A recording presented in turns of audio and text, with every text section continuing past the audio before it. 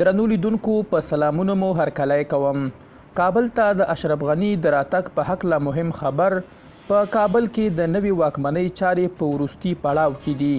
پنجشیر ونیول شو او د افغانستان لپاره د یوې مهمې پریکړې وخت را رسیدلی دی. په دغه حال کې ځینو رسنیو خبر ورکړی دی چې وروسته له هغه چې طالب ډلې اعلان وکړ چې ولسمشر اشرف غني په آرام ډول کابل ته راتلی شي، اوس ویل کیږي چې هغه کابل ته راتلونکی دی او دا خبره شتون لري چې هغه د لوړو زده کړو او وټې یا اقتصاد په برخه کې په دنده وګمارل شي. د نړۍ د 20 سترو شتمنو هیوادونو د بهرنیو چارو وزیران د افغانستان پر روان اکر ځانګړې غونډه کوي. د ایټالیا د بهرنیو چارو وزیر ویلي چې دغه غونډه به په نیویارک کې چې راتلونکي اونۍ به دی هم هلته وي جوړه شي او د G20 د بهرنیو چارو وزیران به پکې برخه واخلي.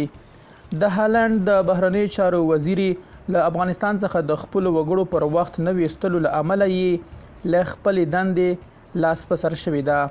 سیخ رید کاخ وروسته له هغې چې له افغانستان څخه د خپلو وګړو او هغو کسانو چې له هالندي پوځیانو سره یې کار کړی و د ناسمې پازې او دندې له امله او د ولسي جرګې له نیوکو وروسته له دندې لاس په سر شوې ده.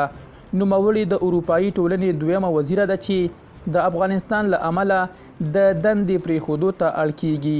تر دې وړاندې د برطانیا د بهرنیو چارو وزیر هم د ورته سکالو له امله له دندې لاس په سر شوی و. ایران د روسیې او چین په ملاتړ د شانګهای د همکارۍ ټولنې تلپاتې غړی شو. تر دې مخکې ایران او افغانستان د دغې ټولنې څارونکي غړي وو.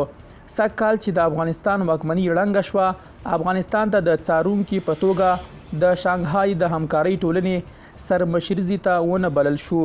لا څرګنده نه ده چې په راتلونکو کلونو کې به افغانستان دغې غونډې ته وبلل شي او که نه.